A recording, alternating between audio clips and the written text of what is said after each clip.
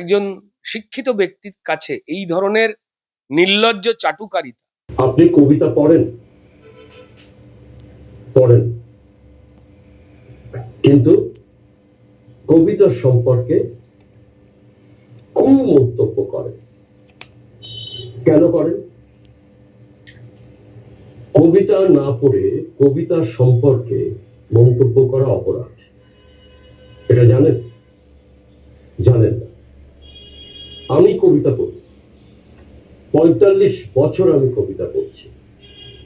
কারোর কবিতা সম্পর্কে কোনো কথা বলতে গেলে আমি দুবার ভাবি, কারণ আমি ৪৫ বছর ধরে কবিতা পড়ছি। আপনি সারা জীবনে ৪ দিনও কবিতা পড়েন, কিন্তু ফেসবুকে এবং অন্যান্য জায়গায় কুৎসায় ভরিয়ে দেয়। এইবার যেটা বলি সেটা আরেকটু মন দিয়ে শুনুন। সেটা হলো, আমি কবি মমতা বন্দ্যোপাধ্যায়ের কবিতা পড়ি।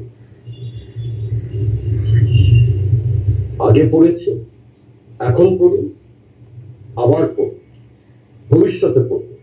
যতদিন বেঁচে থাকবো ততদিন পড়ব। আপনারা আমার নামে কুৎসা করে আমার হাত থেকে কলমটা কেড়ে নিতে পারবেন না, আমার মুখটাকে বন্ধ করতে পারবেন না। আমি কার কবিতা পড়ব সেটা আমি সিদ্ধান্ত নেব। আপনি সিদ্ধান্ত নিতে পারেন না, এমনকি সুপ্রিম কোর্টও সিদ্ধান্ত নিতে পারে না। সুতরাং আমি যাকে ভালোবাসি, আমি যাকে চাই, আমি যার পাশে থাকতে চাই, সুতরাং সেটা আমার সিদ্ধান্ত, আমার ফ্রিডম। আমি যার কবিতা পড়ি, ভালোবেসে তার কবিতা পড়ি, ভালোবেসেই তার কবিতা পড়ব। আমি মমতা বন্দ্যোপাধ্যায়ের কবিতা পড়ি। আপনি পড়ে দেখুন, আপনারও ভালো লাগবে। দেখুন, এটা চরম দুর্ভাগ্যজনক যে সুবোধ সরকারের মতো একজন গুণী কবি, যে কয়েকজন কবিতা লিখতে ভালো পারেন, তাদের মধ্যে সুবোধবাবু একজন। শ্রেষ্ঠতম নয়, কিন্তু একজন অত্যন্ত গুরুত্বপূর্ণ কবি।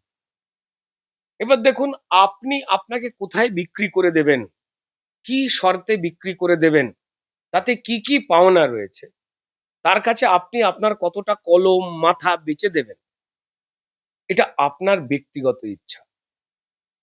সুবোধবাবু মমতা বন্দ্যোপাধ্যায়কে এত বড় কবি বলে ভূষিত করাতে দুটো জিনিস প্রমাণিত হলো, যে মানুষ সুবোধবাবুকে নিয়ে যে যে কথাগুলো বলে তা বোধহয় কমই বলে। সুবোধবাবুর মতো একজন শিক্ষিত ব্যক্তির কাছে এই ধরনের নির্লজ্জ চাটুকারিতা এবং অদ্ভুত কিছু শব্দকে জুড়ে দিয়ে কবিতা বলে তাকে নাম তুলে দেওয়ার পক্ষে একজন সুস্থ কবির এই সওয়াল প্রমাণ করে যে তিনি কতটা বিক্রি হয়ে গেছেন। দুর্ভাগ্যজনক। আর একটা জিনিস মনে হয়, সম্ভবত এই অভিষেক বন্দ্যোপাধ্যায় হঠাৎ করে নতুন কবি হয়ে উঠেছিলেন, মানে কবিতার মা, কবিতার বাবা, তারা পশ্চিমবঙ্গে না খুব বিপদের মধ্যে রয়েছে, বুঝলেন তো। শুধু আমি সেই নিয়ে একটাই লাইন বলবো, যে পিসির হাতে তো কবিতার মান ইজ্জত গিয়েছিল, তারপর তার দিকে হাত বাড়িয়েছে আরো ধ্বংস করবার জন্য অভিষেক বন্দ্যোপাধ্যায়। সব চুরি করেছেন, আবার কবিতার ঘর বাড়িটাও চুরি করার দরকার ছিল কি? তো কবিতার মা ভিখারি আজকে, বাবা তার পরিযায়ী। কবিতার মা ভিখারি আজকে, বাবা তার পরিযায়ী। এখন কবিতা পড়েছে ভাইপোর হাতে, সেই রাম্বা সাম্বা গাই, মানে পিসির পর এবার এর হাতে পড়ল। তাই এই নতুন তালকানা ছোটে কবিতার বাড়ি, লুটে নিতে ঘটি বাটি। এবার তালকানা এলো ছোটে কবিতার বাড়ি, লুটে নিতে কবিতার ঘটি বাটি। বা শেষে মান সম্মান বাঁচাতে কবিতা ওকে মেরে দিতে পারে চাঁটি। আমি একটাই কথা বলবো, যে এই ব্যানার্জি পরিবার যেভাবে কবি হয়ে উঠেছেন, দুদিন পর এই সুবোধ সরকার যিনি অত্যন্ত সুবোধ বালকের মতো এই দুর্নীতিপরায়ণ সরকারকে এবং যারা সরকার পরিচালনা করতে গিয়ে পশ্চিমবঙ্গকে লুটে শেষ করেছেন তাদের প্রতি যেভাবে তিনি বক্তব্য রাখছেন, তাদের তেল দেওয়ার চেষ্টা করছেন, এই ধরনের নির্লজ্জ কদলেহন সুবোধ সরকারের মতো একজন কবির থেকে কোনো সচেতন ভদ্র সুস্থ কোনো মানুষই প্রত্যাশা করেন না। তাই তাকে নিয়ে এই ক্ষোভ নেমেছে। আমি সুবোধ বাবুকে শুধু একটাই কথা বলবো যে দেখুন, আপনি তো কারুর দয়ায় চাকরি বাকরি পাননি। এখন জানি না আর কোন কোন পদে তৃণমূল আপনাকে রেখেছে, এক্সট্রা কত টাকা ইনকাম করেন জানি না, বা কবিতা লেখাও।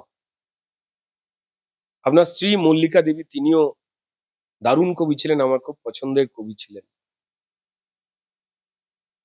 মমতা বন্দ্যোপাধ্যায়ের কবিতা পড়ে নিশ্চয়ই ছোটবেলা থেকে আপনার কবি হবার শখ জাগেনি।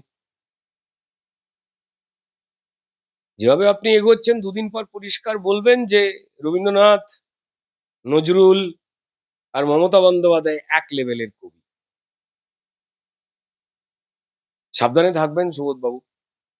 যা বলছেন হয়তো তাতে এটা ওটা সেটা হয়তো আপনার হয়ে যাচ্ছে বা বাড়তি আসছে, কিন্তু আপনার মতো আপনি যে কোনো রাজনৈতিক দলকেই সমর্থন করতে পারেন, কিন্তু যারা পশ্চিমবঙ্গকে লুটে চুরি করে চেটেপুটে শেষ করেছে তাদের সাহিত্যিক কবি বানাবার চেষ্টা করলে আপনার কষ্ট করে আর্ন করার যে সম্মান সেটা আপনি আপনার নিজের বুটের তলায় ফেলে লগড়াবেন, সেটা বোধহয় ভাল লাগবে না।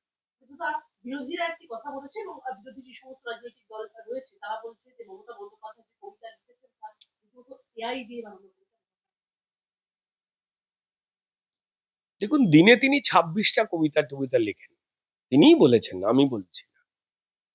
আমি জানি না ভারতে বা সারা পৃথিবীতে এত চমৎকার কোনো কবি আছে কিনা, মানে এপাং ওপাং ঝপাং বাকি সবাই ড্যাং ড্যাং, অমুকের কি আছে ঠ্যাং, আমি হব জ্যাকি চ্যাং, এই ধরনের যে কবিতা, দালাল্লা ছাড়া এই কবিতার মানে কেউ আবিষ্কার করতে পারবে না। আমি ছড়া লিখি, কবিতা লিখি আজকে থেকে না, কিন্তু আহ, আমি মানে এই নির্লজ্জ দালালিটা দুদিন পর পরিষ্কার এরা বলে না দেয় যে লতা মঙ্গেশকর ও মমতা বন্দ্যোপাধ্যায়ের কালীঘাটের বাড়িতে গান শিখতে আসতো, এরা এবার বলে না দেয় যে মাইকেল অ্যাঞ্জেলো, ভ্যান গগ তারাও মমতা বন্দ্যোপাধ্যায়ের ছবি আঁকা চুরি করে পৃথিবীতে নাম করেছেন। এমনকি হয়তো অবনীন্দ্রনাথ ঠাকুর, ঠাকুর বাড়িতে তিনি আঁকা শেখাতে যেতেন দুদিন পর, যারা ওনাকে উকিল বলে, এমন উকিল যে কোর্টে গিয়ে কি করে কথা বলতে হয় জানেন। মি লর্ড ইউর অনার না বলে I sir, listen sir, you sir, go sir, no sir, যিনি বলেন তিনি আদপে উকিল না কুকিল তা নিয়ে পাখিদের মধ্যেও মিটিং শুরু হয়ে গেছে।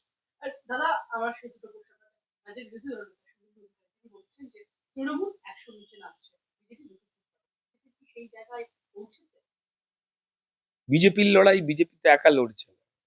বিজেপির কর্মীদের দিকে, বিভিন্ন পার্টি অফিসের দিকে তাকালে যারা মনে করবে যে এইটাই বিজেপি, আগে না। ঘরে ঘরে বাড়িতে বাড়িতে যেখানেই অত্যাচারিত মানুষ, নিপীড়িত মানুষ, যেখানেই অসহায় মানুষ, যারা তৃণমূলের এই চুরি জোচ্চুরি অন্যায় অত্যাচার দেখে চোখের জল ফেলছেন, সবাই প্রতিবাদ করতে পারেন না, তারা তাদের প্রতিবাদী কণ্ঠ হিসেবে বিজেপিকেই ঠিক করে নিয়েছেন। তাই বিজেপি মানে যারা গেরুয়া ঝান্ডা নিয়ে মিছিল করছে তারা বিজেপি নয়। তাদের সঙ্গে সঙ্গে আরো বড় বিজেপি তারাই যারা গেরস্থ হিসেবে পশ্চিমবঙ্গে থাকেন, যারা নিম্নবিত্ত গরিব মানুষ, প্রান্তিক মানুষ, যারা ইনস্টলমেন্টে একটুখানি বেঁচে রয়েছেন এই অর্থহীন পশ্চিমবঙ্গে, যারা মাসের শেষে গেলে মাছ কিনতে আর পারেন না, তারা প্রত্যেকেই বিজেপি। 26-এ তারা পরীক্ষা দিয়ে প্রমাণ করে। আ- আ- আ- আ- ভবানীপুরে মমতা বন্দ্যোপাধ্যায়ের বিরুদ্ধে বিজেপির সম্ভাব্য প্রার্থী কি প্রাক্তন বিচারপতি অভিজিৎ গঙ্গোপাধ্যায়? আপনার চেনা মাঠ মুখ্যমন্ত্রী কি শুরু দিয়ে উড়িয়ে দিতে পারবেন যে সেই রাস্তা? না, না, আমি জানি না, মানে দল এখনো পর্যন্ত তো ঘোষণা করেনি যে কে প্রার্থী। 2021-এ ভবানীপুরে দল আমাকে বিশ্বাস করে এত কঠিন জায়গায় প্রার্থী করেছিল, এবং সেখানে মাত্র 2টি ওয়ার্ড, একটি নাম 77 ববি হাকিমের কথায়, যেটা মিনি পাকিস্তান, আরেকটি ববি হাকিমের ঘরোয়া ওয়ার্ড যেটির নাম চেতলা,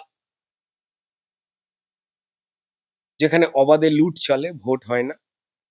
এই 2টি ওয়ার্ডের জন্য ভারতীয় জনতা পার্টির প্রার্থী হিসেবে আমি হেরে যাই। আমি কেন?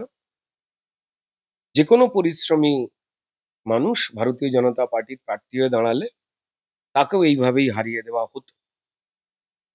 কিন্তু যদি এই লুটটা না হতো, তাহলে 2021-এই যে ভবানীপুর মমতা বন্দ্যোপাধ্যায় দল তৃণমূল হেরে যেত, এটা সবার আগে বুঝতে পেরেছিলেন মমতা বন্দ্যোপাধ্যায়। তাই 21-এ তিনি শোভনদেব চট্টোপাধ্যায় মন্ত্রী, তাকে ক্যান্ডিডেট করে নিজে নন্দীগ্রামে পালিয়ে যান। তারপর নন্দীগ্রামে তিনি বক্সিং রিং থেকে ছিটকে পড়েন, শুভেন্দু অধিকারীর হাতে বিজয় মুকুট ওঠে, আলাদা কথা।